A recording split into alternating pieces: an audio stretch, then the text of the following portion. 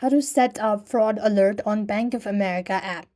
In order to set up fraud alert on Bank of America app, you could simply follow the steps. First of all, you want to log into your Bank of America mobile app, after which you want to select the menu icon and select alert.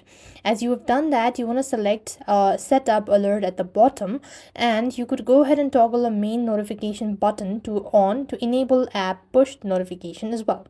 As you've done this, you could go ahead and turn on alert for things like unusual activity or login attempts. Select specific account and customize alert for balance deposit card charges as well. On the next field, you just want to go ahead and, for each alert, you could set up preferred delivery method, mobile notification like SMS, text, or email, and any threshold like dollar amount as well. Once you've done that, you could simply go ahead and select the save to confirm your choices, and that's how you're going to set up fraud alert on Bank of America app. Now, that's it for this video. I hope the video was helpful. Make sure to like, share, and subscribe. Thank you for watching. See you in the next video.